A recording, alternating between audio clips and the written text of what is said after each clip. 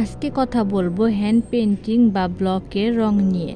এই দুইটা রঙই কিন্তু কাপড়ে ব্যবহারযোগ্য, এমনকি দুইটা রঙই কিন্তু রেডি কালার, সরাসরি কাপড়ে ব্যবহার করতে পারবেন। এখন কথা হচ্ছে, যদি একই রং হয়ে থাকে তাহলে দুইটা দুই বোতলে কেন?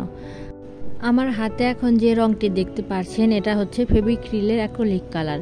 এই কালারটি মূলত ইন্ডিয়ান রং, আর এটার একটার মূল্য হচ্ছে 35 টাকা, আর এক বক্স কিনলে 350 টাকা। এক বক্স আপনারা রং পাবেন 10 কালারের 10টি, আর পাইকারি মূল্য অনেক সময় 280 থেকে 320 টাকা পর্যন্ত হয়ে থাকে।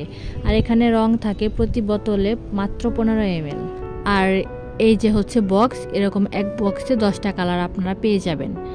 এই রংটা যেহেতু ইন্ডিয়াতে তৈরি হয় এবং প্রসেসিংয়ে বাংলাদেশে আসে, এই কারণে এই রঙের দামটা একটু বেশি।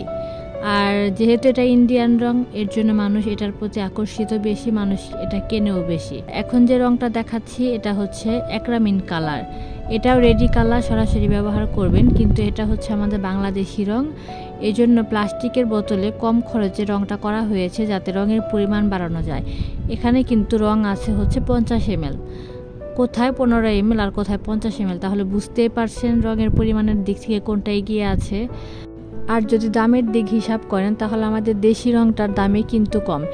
এটার প্রতি পিসের দাম পাইকারি মূল্য 20 থেকে 25 টাকা এবং খুচরা মূল্য 30 থেকে 40 টাকা হয়ে থাকে জায়গা ভেদে।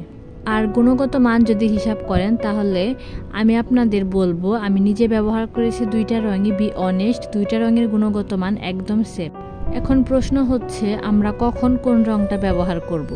এখন আমি আপনাদেরকে সাজেস্ট করব, যারা নতুন একদম কাজ করবেন, ছোট ছোট কাজ যেমন কামিজ, পাঞ্জাবি বা ব্লাউজের জন্য, তারা অ্যাক্রিলিক কালারটা নেবেন। আর যারা বড় কাজ করবেন তারা হচ্ছে আমাদের দেশি রং অ্যাক্রামিন কালারটা নেবেন। এই দুইটা রঙই আপনারা আমার পেজে পেয়ে যাবেন। এছাড়া আনুষঙ্গিক আর্ট মেটেরিয়াল সব কিছুই পাবেন। অর্ডার করতে পেজটা ঘুরে আসতে পারেন।